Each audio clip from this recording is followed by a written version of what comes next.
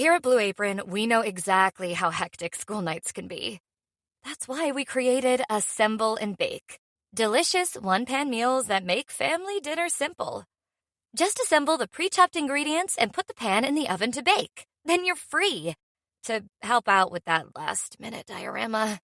Shop Assemble and Bake at BlueApron.com. Get 50% off your first 2 orders with code APRON50. Terms and conditions apply. Visit BlueApron.com/terms for more.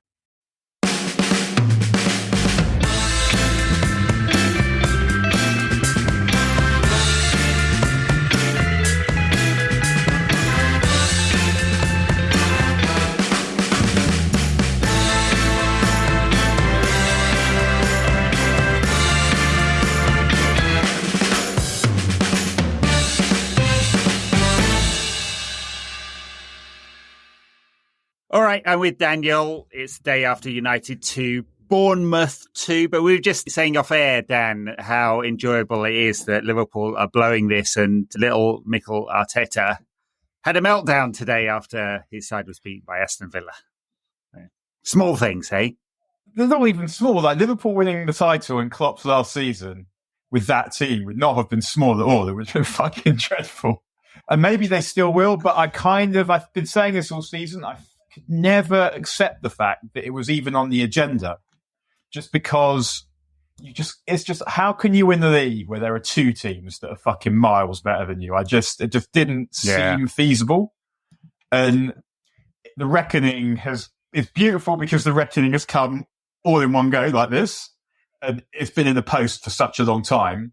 But I was never that worried, and I guess it is nice watching little Mikel in his little trouser, little Arteta's getting upset. But I guess if we're saying, well, City's cheating, so we don't care about it, then this is not a terrible outcome.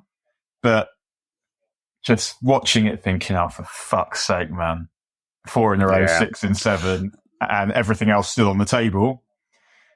Yeah, it's not good, is it? Well, it's not good, and perhaps we'll have moved on from FFP to PSR to a squad cost rule with a luxury tax by the time City ever actually officially caught for cheating, and they'll just buy their way out of trouble. Who knows? Let's hope that doesn't happen. But yeah, I find Arsenal as a concept, and Arsenal fans and their manager and most of their players, except for Bukayo Saka, because he seems sound, I find them all very annoying. But then again, City 4 in a row. What? How many? 6 in 7, did you say? That's no good. It's no good for anyone, is it? But I particularly enjoyed Liverpool. I think we precipitated the crack up, didn't we? Like last week, getting the draw with them, and then they got spanked by Atalanta in the Europa League and lost today. All quite sweet. I just don't want it going down to the final day of the season. Like, remember a couple of years ago, final day of the season, we're having to cheer City on to make sure Liverpool didn't win it. Don't want any of that crap. That's just soul destroying. Well, then, talking of Bukayo Saka being a good bloke, there was an unnamed Arsenal player. All the Arsenal players go and get their COVID jabs at this pharmacy in Edgware. And so they're all there. And there's someone, there's some kind of Jew walking past. So he says, it's my son's bar mitzvah coming up. Will you sign this card to him? They all say, yeah. And then he gets to an unnamed Arsenal player and he goes, he says, that'll be 900 quid. Wouldn't be right. Oh dear. Wouldn't it be right to say which one it was? I'll leave that to your vivid imaginations. But yeah, cute cheeks. Wow. Absolutely outrageous. And I can't remember if 900 was, I can't remember if 900 was the number, and I was just looking on my phone, but it wasn't. It probably wasn't £900 in retrospect, but it wasn't a tenner either. Yeah, and it also wasn't an amount that would make a difference, given the exchequer that is already commanded by this extremely wealthy individual. But on the plus side, I did go to IKEA this morning, and IKEA has some of the greatest one-piece suites known to humanity. So we can all comfort ourselves with that. You went to the pick and mix, did you? It's not pick and nick. It comes in a packet. But what they do that's great is they have lots of different flavours of sour stuff, but tossed in with them, there's just your regular cola jellies. And yeah, it's the little things. Just make a little difference. You got to take little moments of joy in life, haven't you? We have one life. It's not a proper life if you haven't had IKEA sweets. Did you get some dimes there? I did. The IKEA pick and nick before COVID was also quite good. Was also quite good, and now they've had to go to packet form, but the packets are still excellent. So yeah, big up IKEA sweets if nothing else. But as far as United, kind of watched for about 5 minutes, and I thought we've seen so fucking many of these games, like these end of season games, and at least now they're not unentertaining, I suppose. Like, do you remember the year where we got the Europa final with Mourinho? Yeah. And the games that are leading up to that, when he's decided he's not going to try and get top four, he's just going to make sure that we suffer our way to the Europa. Some of the worst football known to mankind in those games. But truly was, yeah. I mean, also, did you happen to notice what Eka was wearing? He had these kind of beige throws on and a life preserver. And it's just, why? I was just chatting with the old crew about Nagelsmann because rumours today that he's going back to Bayern, and we were just sifting through some of his rigs, and truly that man has worn the worst clothing ever. Just some really special ones. The one full red tracksuit with a puffer jacket on. I particularly like that one. It looks like he's in a Guy Ritchie film. And then there's the other one where he's got this what looks like. You know when someone gets murdered and they put the tent up and they have the forensics around? Looks exactly like that. Like he's doing CSI Bayern or whatever. And there's some crackers in there. Because he's someone who I wonder if footballistically, to borrow Wenger's phrase, and has the chops to do the United job and also would go and not be scared. But on the other hand, I couldn't get beyond turning up to Old Trafford looking like he looked that night and getting splattered 5-0 Biole. It's just, in my mind, it's very hard for me to rehabilitate him. He was that one he was wearing, it was a black blazer with constellation of white dots on them. And it's just exactly, in fact, I still remember it. Like, which other visiting managers' outfits can I remember from their trips to Old Trafford? There might be none. None. But I remember his, and they got walloped 5-0. Yeah. The outfit he really likes, like boat shoes with what look like suit trousers, but are above the ankles. So he's showing his ankles. It looks like he's wearing suit trousers that are 2 sizes too small. And then he's got boat shoes on. He loves that outfit. Is it the Major General's wife in the Mikado? There's definitely a Gilbert and Sullivan character who's really heinous. But the joke is like she has very attractive ankles and a very fetching left elbow and shit. And maybe that is Nagelsmann. Also, I mean, I know that we don't treat names the same way, but Julian, manager of United, I'm not sure about that one. Well, yeah. Can you change your name to Wesley maybe, or something with a bit more gravitas? Does Wesley have gravitas? I do like the name Wesley. I mean, there was no one in the famous five called Wesley, for example. No, at least it's not a Rupert or something. But as you say, it looks like he's going back to Bayern, so it won't be him probably. But it does very much look like it will be someone because this is bullshit. Well, let's talk about the draw against Bournemouth then, and United slipped down to 7th. We've been overtaken by Newcastle, who by all accounts are having a dreadful season. I mean, given that Liverpool won the Carling Cup, Carabao Cup, and are likely to make the Champions League, there should be an extra Conference League place. Yes. So 7th will probably qualify for the Conference League, so we won't even get out of that if we finish 7th. So fucking in. Get in, yes. I mean, it was truly dreadful from United, but the same performance as we've seen over and over again. For a decade. Yeah, well, yeah. I mean, there's that, but yeah, for a decade. But also, it's just where their back four are under complete pressure all the time because there's just nothing in front of them, and it gets to the point where Frank fucking de Boer was eviscerating Ten Hag this weekend and going, this just can't happen if you're coached properly. Right. And we know what Mourinho said about him. Yeah.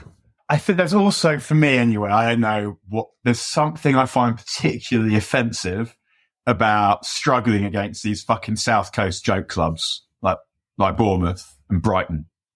These are seaside resorts where old people go. these are not football clubs. Like Bournemouth, right? Their nickname is the Cherries. Terrifying. Oh no, we are playing the Cherries. And their crest is just like this generic bloke with a ball on his head, like some kind of seal. And they've got that Muriel, like Hilda Ogden in their stand. And yeah, they're just the height of Tory Bournemouth. And losing or doing badly and struggling against that is, I find personally quite offensive. And although I think Bournemouth quite a good side and their manager's good, I think it's funny that quite early on, like right in the beginning, the first thing United do, does anyone know? Think about it. They kick off. What do they do from the kickoff? Bruno turns around and he passes the ball to fucking Andre Onana. What? And in a sense, maybe it's not a big deal. Maybe. Okay, it's not a big deal. But why?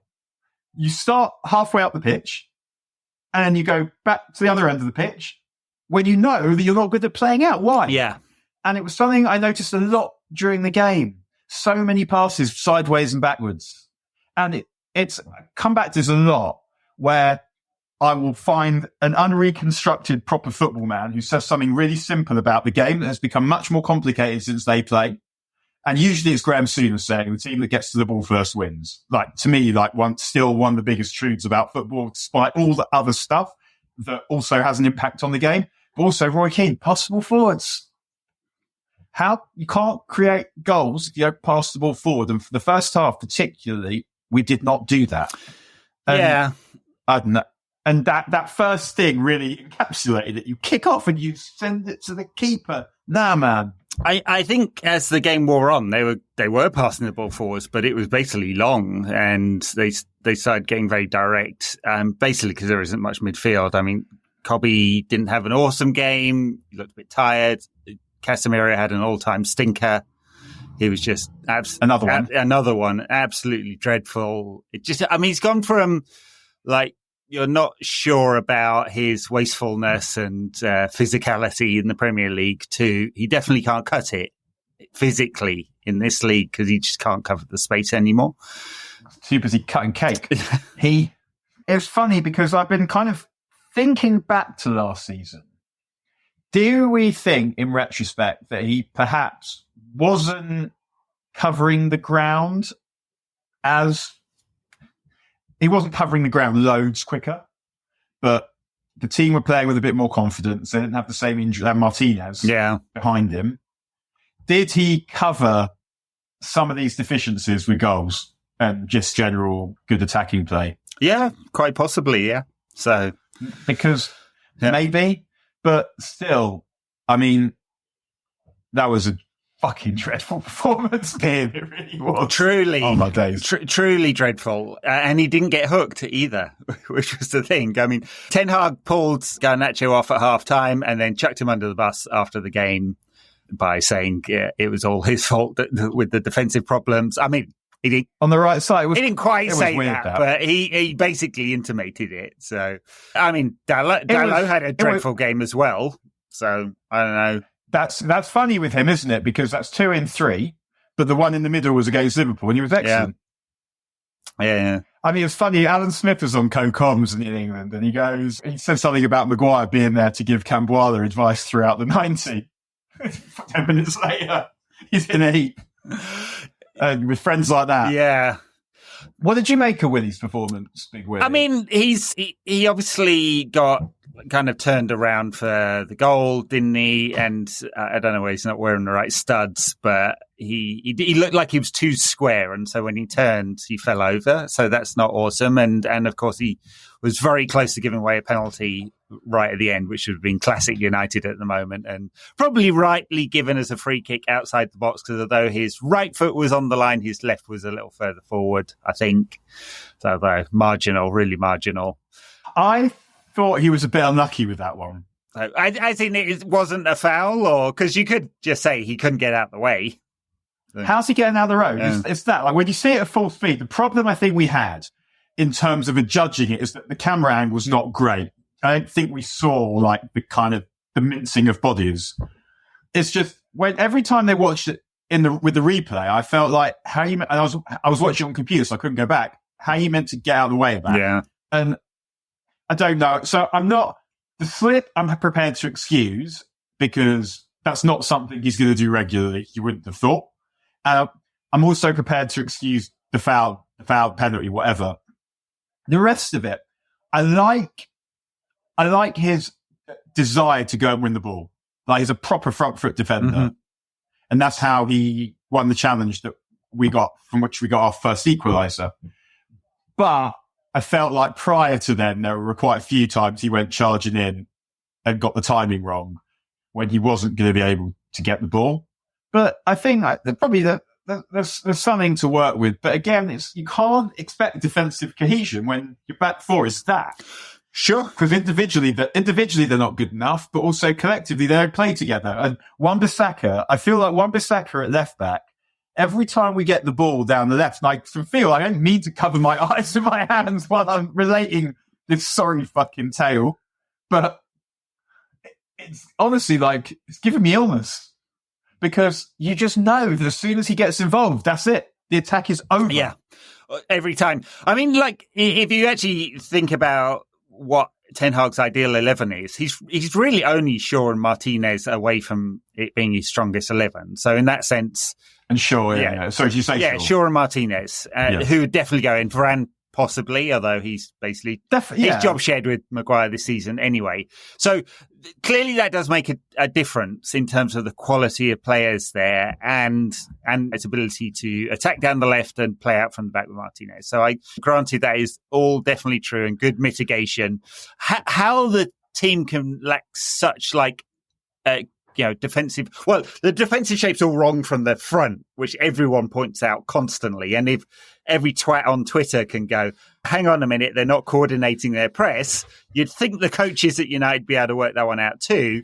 Through to midfield where they go roaming all of the time. They don't seem to know when to be in the right position to exactly where to be defensively. So it just doesn't seem very cohesive, even though there's players out. Are we saying we think that Ten Hag can't communicate effectively? He doesn't seem to be able to get his ideas across. Yeah. Because then that sort of fits in with what we've felt all along, that he sort of lacks the interpersonal skills to do the job well enough. Mm-hmm. And it almost feels like if that's what's going on, that we watch the games and you're like, how can this not be what's going on? Yeah. Those lack of soft skills are a problem. And when you factor in also dog shit tactics that are unsuited to the Premier League, that don't appear to have changed in a year, even though they've been not working for all that time, it feels like this is the end. And something else I'm thinking about is, because we've been saying the last couple of months that the attack that United now have, that if you're going to beat United, and I think this is true, every team we played in the last 2 or 3 months apart from City, you have to score 3. If you want to beat United, you have to score 2 in every game. We saw it again. But you watch the games and you think, he's got his front 6 now. Okay, he doesn't want Casemiro in it. He wants a different player that he'll have in the summer. And you mentioned Martinez with attacking down the left. I actually would extend that to say that it's not just about attacking down the left, because he can run forward. He can run with the ball as well as hit that diag. And the diags we're obviously going to go to the right because he's mainly hitting them left-footed. So he's feeding the right, but he's also feeding the left, and he's able to run forward with the ball. So it's the entirety of United's attacking play does sort of appear to be dependent on him almost. And we saw the difference when he played against Wolves. That first half hour, whatever it was against Wolves, probably the best United have played this season. Yeah. And so, however, his front three is his front three. He's got Bruno Fernandes, who is an elite level creator. And when you watch him play, it sort of still feels like the chances and the stuff comes because these are some good arse players. There's not that rhythmic sense of them building pressure, sticking a team on the rack and keeping them there. But they're not even trying to play that way. I mean, it's get the ball forward quickly. And see if they can conjure up something. They try and win it back. They try, let them have it. and then try and counter press.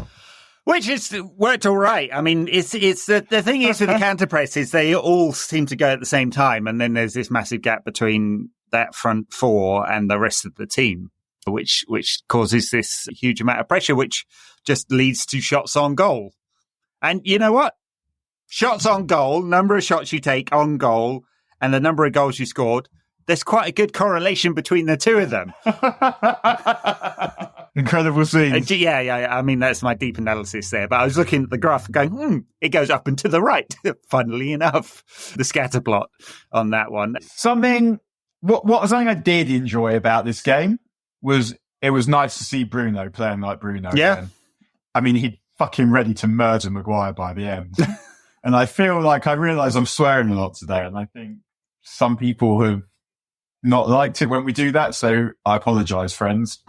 But I don't know. I'm not sure what other words one is meant to deploy to describe the nonsense that was perpetrated on that football pitch on Saturday and for the majority of the season. So, yeah. Please. Well, there was that moment where Bruno and Ten Hag were having to go at each other as well, and Bruno clearly did not agree with whatever instruction he was being given, which was interesting. So I haven't got the sense yet. I don't know whether you feel differently that the players are like somehow giving less, don't care, don't want to play for this manager.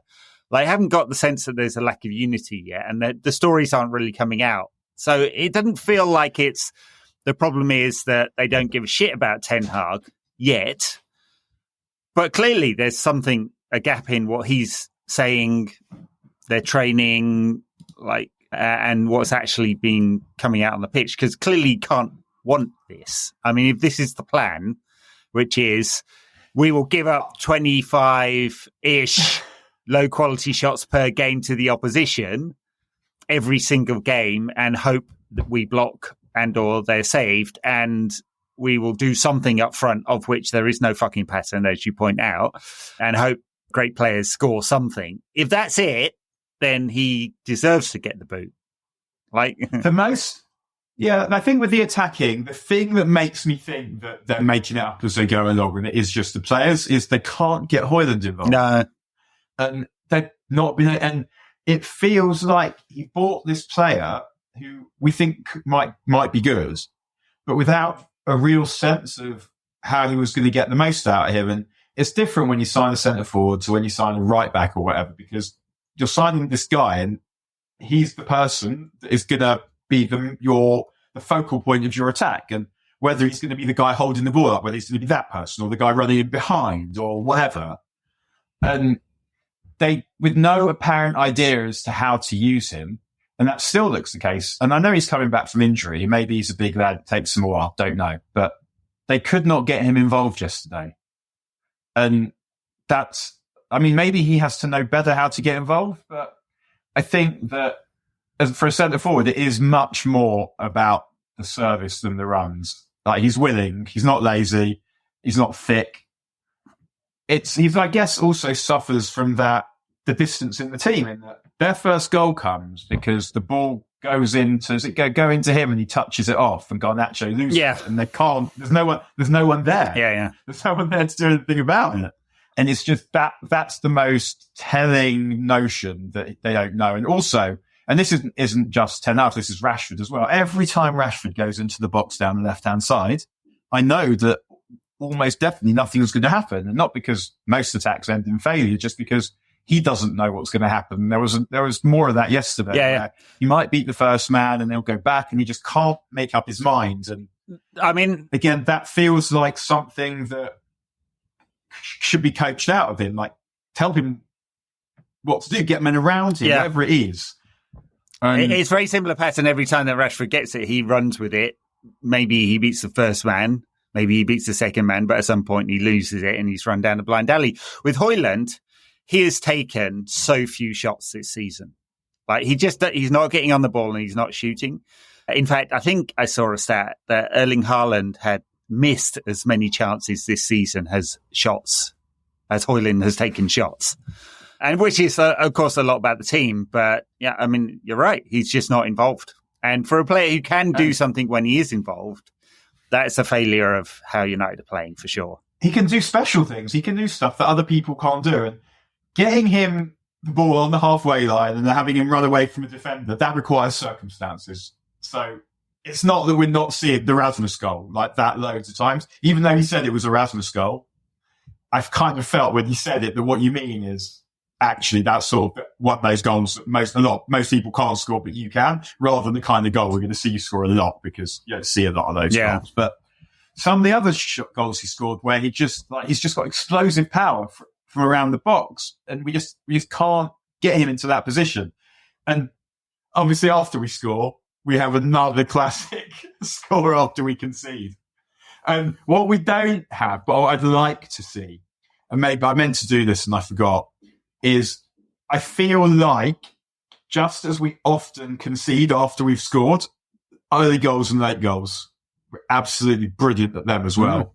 Definitely late goals. There's been a lot of those. The penalty also, the delay from the referee, where he blows his whistle and then he allows the drama to build and everyone to make sure that everyone's looking at him. It's not a big deal.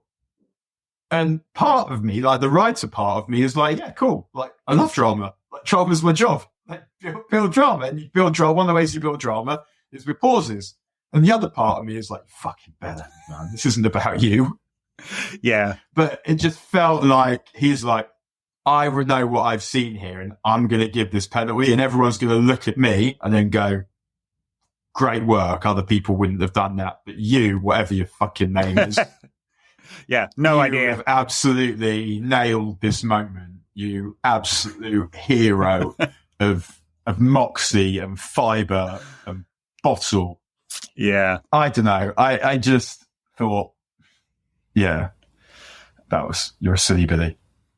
United's penalty, I guess it had to be given. It was very odd in that. And then he tucked his arm in, but stuck his elbow out at the same time. It was all a bit weird. That was never the penalty.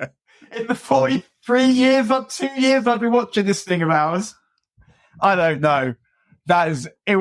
I could not believe what I was seeing when they gave that a penalty. Could you? Do you know a penalty? I mean, like, old school part of me, no, but I like the way it's written now, that's not a natural silhouette. So. No, but the ball just came onto him so quick. The ball came onto him so quickly. I know, but it doesn't really matter. No, I get it. That if the ball's coming here and you sort of go like that, we're not really trying to. That's a penalty. But if hand's sort of like this, like it's not. It's his hand. It's the elbow, yeah. And you're sort of almost teapotting, and the ball flips off someone else, and it's here. There was nothing he could have done to get out of the way. And I feel like it feels different if the part of your body is out, is sort of this bit than this bit. Like, because there you're really making yourself bigger, and it's like you're trying to stop the ball with a hand. No one's trying to do this. Like, yeah. Yeah. I mean, it looked like he was doing some kind of chicken dance. And there was people, if you played a lot of table tennis at youth clubs and shit, there would be people that would play table tennis like this. I don't know if you've ever seen it before. They'd have one bat like this, and they'd have one hand like this. And that's what it reminded me of. And their penalty, that wasn't, the fans start going, check when it's Bournemouth, you only check when it's Bournemouth. And it's just, I don't think that I've ever seen something as oblivious as that in my life, in any aspect of anything. No one cares about Bournemouth. No one thinks, oh, it's Bournemouth, I better check. They think, who's this again? Oh, well. No, Dan, it's a conspiracy against Bournemouth, didn't you know? No, and also Wolves. Yeah, I know. Wolves and Bournemouth. Yeah. The Bournemouth are going to build a new stadium because they got this newish American owner. And he's so ambitious, he's going to build an 18,000 capacity stadium. I'm like, what? Isn't it about that now? Apparently it's even smaller. That's how inconsequential they are as a team and a club. And just that, because I didn't comment, but I will now since I'm thinking about it. You're right about the Bournemouth crest. Did they have that redesigned at some point? I don't know the history of it because it looked. Yeah. It wasn't always that. When Harry Redknapp was the manager, it wasn't. It looks like an MLS badge, doesn't it? I mean, if you go look through the MLS badges, it looks exactly like that. Like they've all been churned out the same fucking AI program to come up with a logo. I mean, anyway, dreadful, pointless club, and we managed to make them look like peak Brazil as usual because that's what we do with everyone at the moment. So as it happens, there was a story a couple of months ago saying that okay, so this is the story in the badge. The badge is meant to be, it's a cartoon head. I mean, what? A cartoon head meant to be Dickie Dowsett, one of Bournemouth's all-time top scorers, heading a ball with red and black stripes in the background. And that's not where would the red and black stripes that are in the background, on the background of the sky? I don't know. But there was recently a leak of a new one with AFC Bournemouth and some cherries on it, which looks a bit like a Pasha t-shirt. I guess at least, I don't know. I'd happily, I don't know about Bournemouth really. I'm looking at the history. They had, in the 70s, they had this very similar head stripes thing. 72 to 74, and then 74 to 81, they had some variant of it. And then they went to cherries in the 80s. And then from 83 to 88, they had a fruit machine, I guess. Yeah. 80s fruit machine cherries. Good. Yeah, absolutely pointless. Pointless club. Pointless badge. Do you still get kind of pub noises and arcade noises on fruit machines? So someone will be on a fruit machine and then someone in any pub or any arcade or whatever, when you're bowling at it, you will always sidle up to them and start like looking down to see what's coming next and like taking control of their nudges. Don't know. I can't say I go around pubs wishing to nudge for people, but yeah. A fruit machine noise is now extinct. Maybe. It's an important question, listeners. Let us know. Do you hang around people? Are you a fruit machine noise? Yeah. What can you say about United goals? Pen, fine. Bruno got himself in the right position to slam home that one with the left foot. I thought he played really well, as I said. The way that I would like to see, and he hasn't had a particularly good season, but that was the kind of performance I'd like to see more of. But he must be getting towards the end of his tether, and I would imagine that if we were to not bring in players of the level that he would like to play with this summer, he'd be thinking about fucking off. Well, he's 28, so it's getting towards the end. If he wants to be a player in a successful side, I mean, if it's going to take 3 years for the Ineos lads to turn this around, he's going to be in his 30s. He'll also be out of contract by then, and they'll have to decide whether they're going to keep him if he wants to stay, and like whether he wants to waste the best years of his life at United like Big Dave did. I mean, he might decide that he's pot committed now, that his family here, he likes United, and therefore, because also what are his options? He's not going to any of the teams that are good in this country. He's not going to Real Madrid either, and he's probably not going to Barcelona. So maybe he actually doesn't have any outs either. So maybe I'm just talking rubbish, but if I was him and not a United fan, basically, I would be thinking, yeah, I'd want to see some very serious action this summer because yeah. And we got to see 12 minutes of Mason Mount. It's so curious, isn't it? He's had 3 or 4 substitute appearances now. I mean, are we going to give him a game? Does he get a game against Coventry in the FA Cup semi-final next weekend? Or not? No, not a chance. Like this is the only important game we have left. This will be. I mean, I don't know what the fuck you do about Casemiro because you can't keep picking him, but you don't apparently have alternatives. So then what? I mean, how unpickable? How must Amrabat be?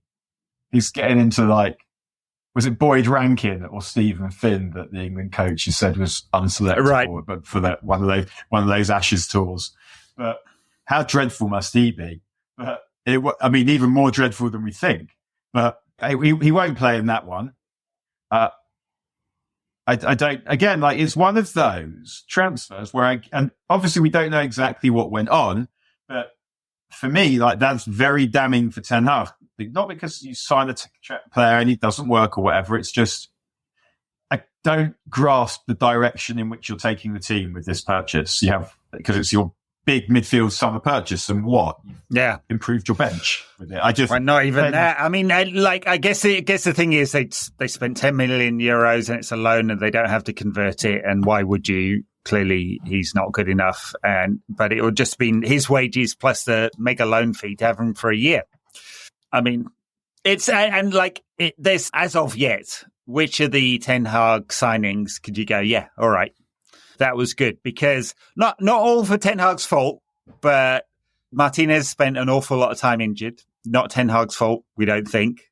Malacia has had 2 operations on his knee. Who knows whether he's ever going to come back. Andre dived over one again yesterday. So there was a story that on the Athletic last week that seemed well sourced that said that, because obviously we've all heard rumours about Malacia. But apparently, his career's not in jeopardy. Said this story. So well, good.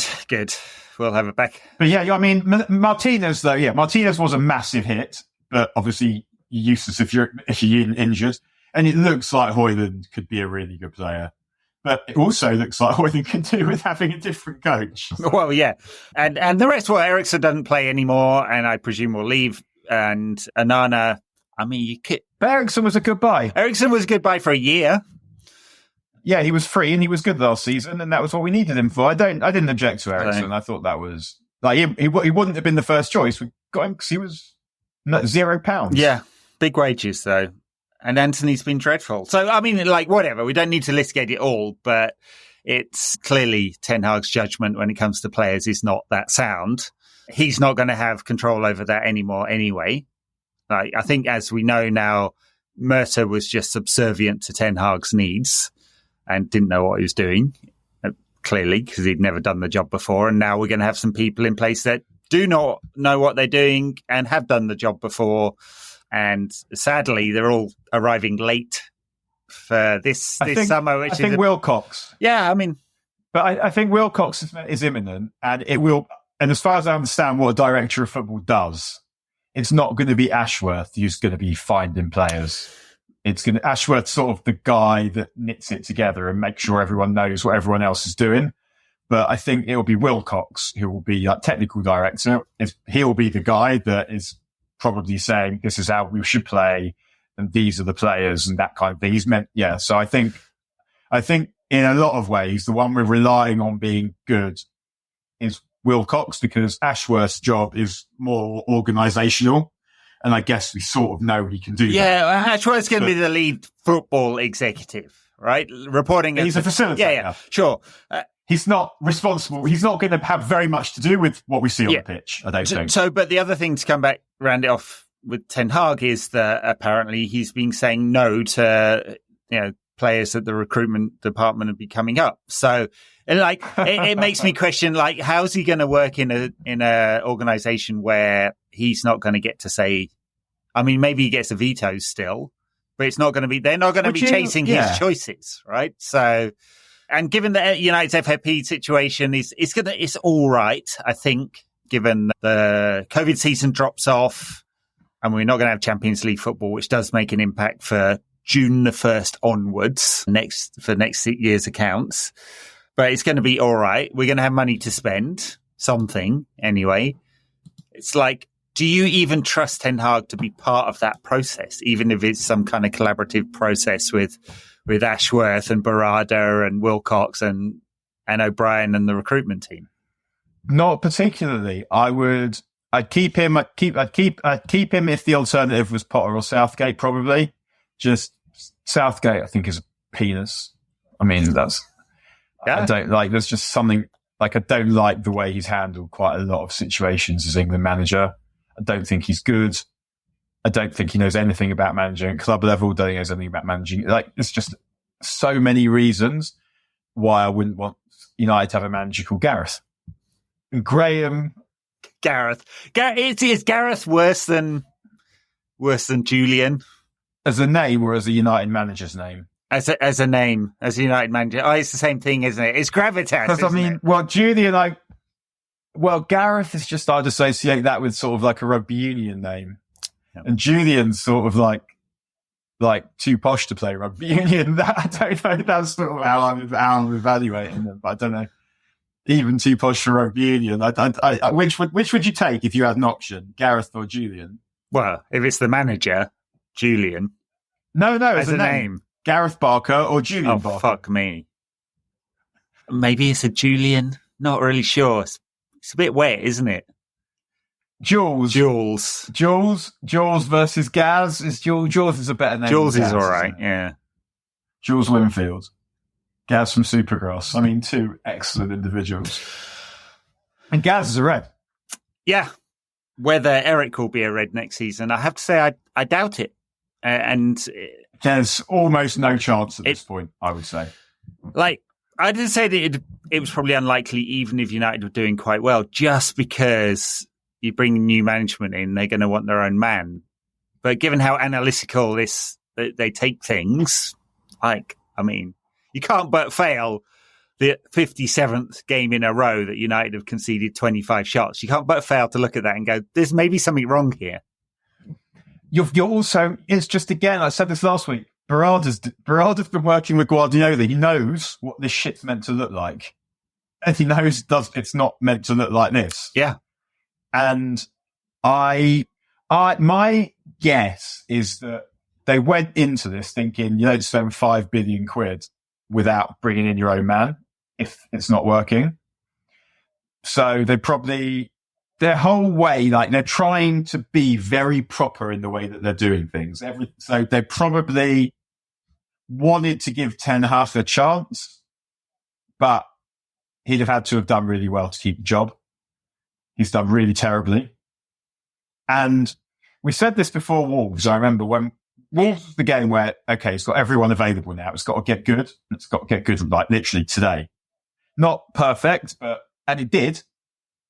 But then you're thinking, right, from here, there's enough time left in the season so that they can build momentum and qualify for the Champions League. They can maybe win the cup. But it wasn't even really about those two totems, because those also have a lot to do with what other teams do. If Spurs and Villa had played really well, obviously unlikely because they're not championship teams. So why should they display championship form? But if they'd have done that, then you could say, well, okay, when he had all the injuries, he stayed there. And then the other thing you can say is, well, so you've got that injury situation, but then also the cup thing is, well, it's not totally in our hands because at some point you've got to play City. Yeah. They're better than us. And if City, you can lose a cup final to City playing really well. It was more, can we build a succession of good performances that give momentum so that we start next season with basically a running start, because we've just battered a whole load of garbage, 3 and 4. So that we've got a team that's settled, it's ready to go. We're going to add to it, and we're going to be good. And nothing proximate to that has happened. I guess we produced aspects of goodness against Liverpool, and we do score goals now. But again, like, it doesn't feel contingent on the manager. Kind of wonder if he's given up. I bet the players think he's fucked. Yeah, there was an interesting thing in the press conference where he sort of walked off, and people are there. Colin Miller pointed out, as I was making fun of Ten Hag on Twitter, that the press conference had actually been halted, and he sat there to hear the question and thought it was a dumb question and walked off anyway. But he is like giving vibes of someone who is leaving. He's got that kind of late stage feel to him. And part of it's because he's got no charisma at all, and he has no presence. He can't hide it. Yeah. So he can't charm his way through a difficult set of questions or the pressure that he's clearly feeling, because there's nothing there. So part of it's that. Do you know what would be funny? And is eminently plausible? Is that if he already knows where he's manager next season, but we don't know, but it's not known who's going to be doing his job. Yeah. Because if we're looking at other managers, and he must be thinking, these people are ruthless, and it would be unusual if they let him stay, then he'd be looking at his options. Yeah, sure. And he'll have some, probably, because everyone knows that United's a basket case. Yes, what those options are. All the people that know that. Yeah. But all the people that know United's a basket case, most of them don't have to watch United every week. So they have an idea of how shit it is, but they can blame it on the general malaise, whereas we can say, well, it's the general malaise's fault, but also you're crap. Although I don't think he even necessarily is, but he's not good enough to rise above our ability to drag shit down. Yeah, I guess the question now is whether United can move quick enough to make a decision on this, because it's getting to the point where, I mean, there's no point, and I don't believe this to be true, waiting till the cup final to make a decision. That's like whether United lose 2-0 to City or 3-0 to City or whatever, right? It doesn't really matter, does it? In terms of like assessing his performance, they are not going to pick up enough points between now and the end of the season to make the Champions League, even if it's into fifth place, right? So I do think, right? So if you're firing Ten Hag, right? And I agree that it does sort of make sense to just do it so that then you can go and find your new guy in the open and speak to people rather than potentially letting Amorim and Nagelsmann, people you might have been interested in, you definitely should speak to if you're speaking to people, letting them go elsewhere probably, one to a direct rival. It does make sense to fire him, but I wouldn't fire him and say at the end of the season, because we might have a cup final against City and we need someone to find a way of winning that for us. Well, I'd say that... So I'm happy to fire him, but I'm getting someone. Yeah, for sure. And they'll do that behind the scenes anyway. So, like, they've done that with Barada, Ashworth, Wilcox. I mean, Ashworth's obviously become very public. And, I mean, they're just going to have to pay the money. Or Newcastle just want to wait until after the summer is probably most likely. But they've been quite prepared to go to rivals and select the best person for the job. And I imagine that they are thinking about that anyway, whether Ten Hag stays. So what's your shortlist? Fuck knows, because if Nagelsmann's going back to Bayern and Amorim, who I couldn't tell you whether he's any good or not, is going to Liverpool, and we don't want Potter or whoever the other wet fuck is, Southgate. Right, so then, is Unai Emery on the shortlist? Yeah, I mean, interesting. Yeah, given he has produced a team that's more than some of it. They've got good players, Aston Villa, but are they 13 points better players than United's players? They do have excellent players, but he's also improving them. I mean, he's not on mine, but is it? But why am I saying that? I don't know. Are we saying that he's someone? Well, I guess is he sort of your deluxe Moyes? Yeah, he's thrived in a. The interesting thing about this season is quite how attacking Villa are, and that doesn't really feel like how Emery's coached in the past. I mean, obviously, because he's practical. He's practical. Yeah. He's practical, and he's got really good attackers, loads of them. Like, literally loads of them. Like, think about who they had on the pitch today. Buendia's out for the season, and Jacob Ramsey's out for the season, and I don't think it's even just them. Yeah. So when I say, is he the deluxe Moyes? Is he someone who comes in at like a big to mid-ranking club and does something great with them, but someone who doesn't have the personality somewhere bigger because he failed at Arsenal and Paris Saint-Germain. But it's so harsh to judge someone on succeeding Arsene Wenger at Arsenal, because number one, you're succeeding Arsene Wenger, and number two, he's left you a fucking shit heap of expensive players on massive wages who are shit. Yeah. So giving him 6 months there or whatever it was and being like, nah, you can't do that job. That sounds harsh. And yet the thing that I really want in whoever the next guy is a personality that takes everyone with them, that almost like dictates the nature of the club. And it doesn't need to be the same way it was with Fergie, where he controls everything. That's not going to happen anymore. But Klopp doesn't control everything in Liverpool, but his personality defines what they are. And I think United need that. And I don't think Emery can bring that.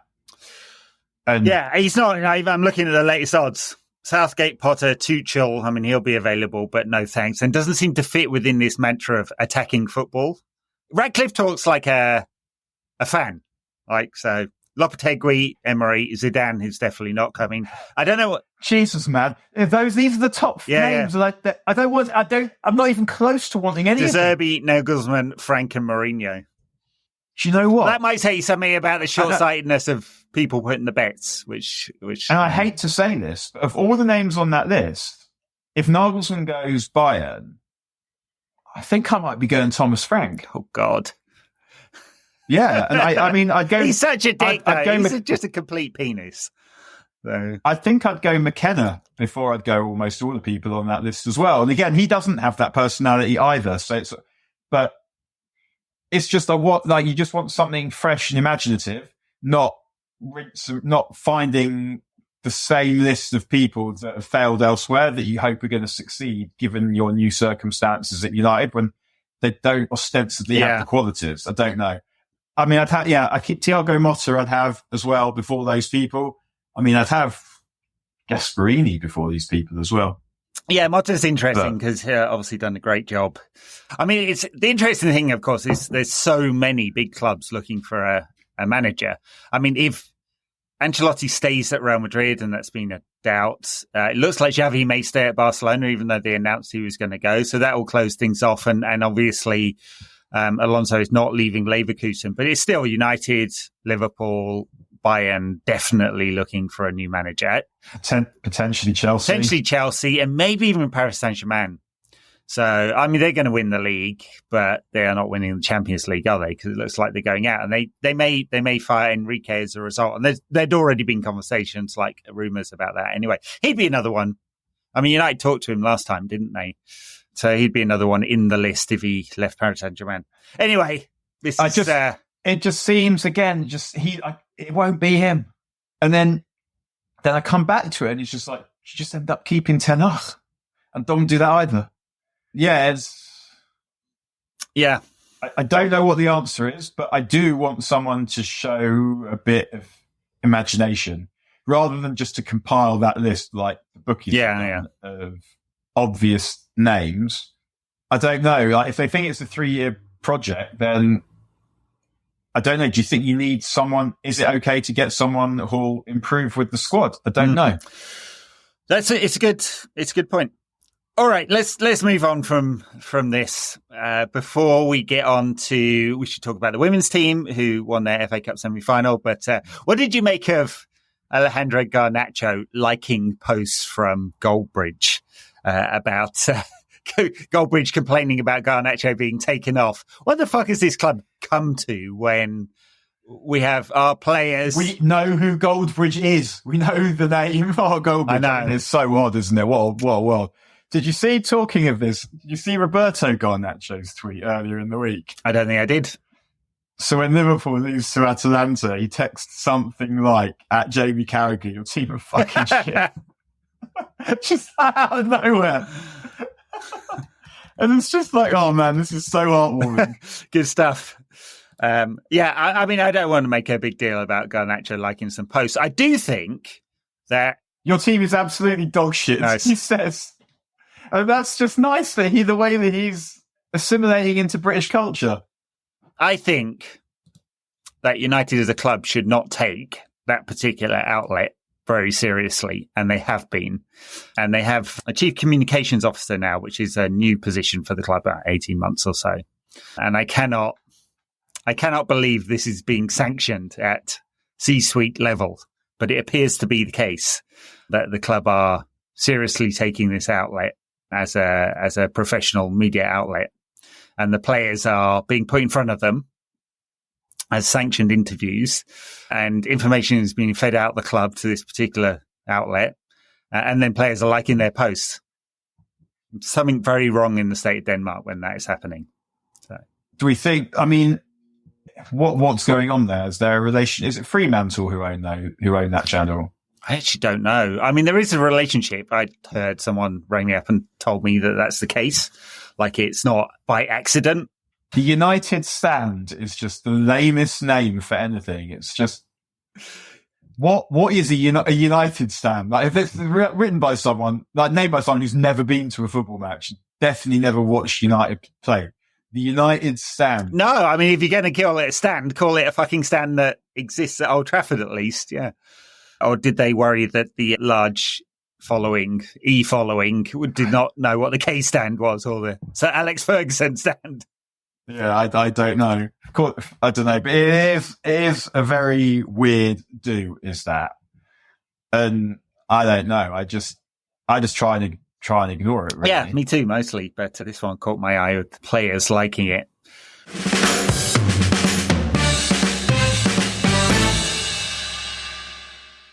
All right, enough of that nonsense. The United women beat Chelsea, first time in 10 attempts, 9 defeats and 1 draw previously, and did very well to hold out for the whole of the second half. I mean, took 2-0 lead, Rachel Williams and Garcia scoring in the first minute. And the final is very against winnable. Spurs, yeah. Very winnable. They're favourites. Yeah. I mean, they're now under quite a lot of pressure because they do have to win that match. They do, in order to save a season of going backwards somewhat. Stories in the week that Skinner may be offered a new contract. I don't know that that'll be universally popular amongst United women's team fans. There are even some chanting at games recently. He doesn't seem like someone who's likely to be good enough to compete with the best, I would say. And like in the women's game, typically very short-term contracts on not loads of money, so it's probably likely a 2-year contract if they do offer that at the most, and so plenty of room to manoeuvre if next season doesn't improve. But I think last summer, like obviously they lost Bache and Russo. And then they brought in like 8 players, really late trolley dash around, almost none of whom have actually worked out this season. And so they really need to think again about what the approach is. But Polly Brankoff left, so they haven't actually got ahead of the women's team. A guy whose name I completely forget came over from the foundation to take over the administration of the women's team. And so it feels like there's a lot of work to do there, in the same way they've been putting like time into getting executives for ostensibly the men's team. I guess it is the whole club. If the United women's team want to move forward, they're going to have to do the same there. The new owners. Yeah, I mean, I guess you kind of hope that will be what happens, because just for no reason other than, again, like this is a legacy ego purchase. You're going to want headlines about underfunding the women's team? Yeah. I doubt it, given what the point of this is. Yep. And if you can get them to be good as well, then that's just a massive win. Like, just looking at them from purely selfish terms, if you're Jim Ratcliffe, that's definitely, even if you don't care about women's football, let's say, it'll still available to make you look good if you want it to. For sure. And there's latent demand there. I mean, England games sell out. Arsenal have been selling out the Emirates. Barcelona get 90,000. Well, they were last season when they were playing games at Camp Nou. The TV figures for England and Ireland last week also massive. Yeah, the new TV deal is kicking in, so there's more money in the game. The way that the wage cap works in the women's game and doesn't impact overall FFP means that they can quite easily spend more money. So it's one of those like easy wins, I think, for the new management to go and do things properly, spend a bit of money to invest. Because although United's overall budget is the second highest in the league, the wage budget is not. So they can spend more, and they can also do cross licensing and stuff like that, which allows them to get around the cap in some way. So I imagine an easy win. But anyway, this could save United women's team season. Much as the FA Cup could save the men's season as well. Oh, man. Talking of which, have you been following Coventry City closely this season? I've seen them a couple of times, and they're not a bad team. They lost their best player, whose name is Goyo the little midfield player. I can't remember his name. I know. I mean, Ellis Sims is doing really well for them. And Victor Gyökeres, is that that's who I was trying to say. Yeah. I don't think that's who I was thinking of. I was thinking, I can't remember his name. I think he's in the Premier League now. Ellis Sims, I think, will be a handful physically for our defenders. And there's every chance we make that difficult for ourselves. Yeah. But well, we normally do. I mean, I can't imagine Coventry getting 20 shots against United, but hey. They'll try and find it. They'll attack. They'll come to attack us. And I mean, if we lose, Does he get fired the next day? Well, it would be season over, wouldn't it? So that would be just bring Ollie into the end of the season. I think it's a reasonable point, actually, because if you're like, season's done, best we can do is Europa League. And you're definitely getting fired if we lose that game. I think, probably. I guess the other question is whether there's any clauses in his contract, as there have been with most other managers. I think they're probably about, like, the payoff if they don't make the Champions League. Yeah. How long till we make? Yeah, probably another couple of weeks. Probably another couple of weeks to make that official. Yeah, 6. But then at that point, are you not just like, if you go, we're going to fire? If you go in the press and go, we're going to fire him in 2 weeks, then surely he just leaves. Maybe not. I guess why would you leave? It was his money. But you think you'd come to some kind of arrangement. Yeah. Wow. What a time to be alive where we're discussing the possibility of a United manager getting fired for losing to Coventry City. It surely won't happen. And then, right. But then, I'm lucky Fergie didn't. But that in 86, 87. But then if we were to lose, there's no one actually available to fucking fire him because none of they're in place. They're in a job yet. It's Darren Fletcher got to do it. Oh, man. I mean, maybe it'd be a nice one for Big Uncle Sir Jim to... Given the type of personality he is and just how ruthless they've been with their management of Ineos, he wouldn't have any compunction about making that call. So. No. In fact, some might suggest or wonder to the contrary. Yeah. Oh, my days. I guess I'll probably have a chat with Wayne in midweek and we'll dive into Coventry City. I may even do some research. So I did notice they'd lost to Birmingham City this weekend, though, so they can't be that good. Who are absolutely dog shit. Yeah. Like Liverpool, not to be confused with Liverpool. You could confuse them. It would be understandable. Roberto Garnacho could easily confuse them. Man, Birmingham, 21st place. Poor old Wayne Rooney. What was he doing going there? Well, surely it just shows, that it wasn't Waz's fault. No, well, they've had loads of issues with ownership and money not being put into the club because the ownership was changing and like a potential buyer didn't come up with the cash and all sorts of weird stuff like that. So talking to him, he's put his back out on holiday. Who has? Wayne Rooney? Yeah, he was meant to go on Match of the Day last evening, but he couldn't because he said he'd sustained a back injury on holiday. And you do sort of wonder what he was doing.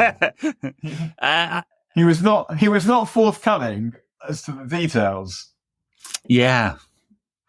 A friend of one of my best mates, let's go to it this way. One of my best mates, his mother-in-law is best mates with a woman whose granddaughter's going out with Kai Rooney. And he was round, saw the Hanukkah candles, was very interested in the Hanukkah candles, and is apparently a really nice boy. Oh, I thought that was going to be even more interesting, but Kai Rooney's a nice boy. Well, that's good. That's good. I mean, look, I like Wazza. I like him much more than I did the last 3 years of his time at United, where he was absolutely dreadful. I'm really interested to hear him on that time almost. Like, did you know that you were, like, making it bad? Yeah. Or helping to make it worse. Sorry, let's say that. Because he must have known he'd gone. But I guess you're just so focused, you always think you can, like, he goes to Everton, even then, he scores that brilliant hat-trick with, like, the goal from the halfway line. So he still, I guess, has something. But maybe he's just looking around thinking, these players are all shit, so I may as well still be here. But I'd be interested to know how he praises that. Yeah, back. I've never heard him talk about it. All right. I think we'll leave it there. And another mighty United performance. It's good stuff. Enjoyed it thoroughly. Cards, please.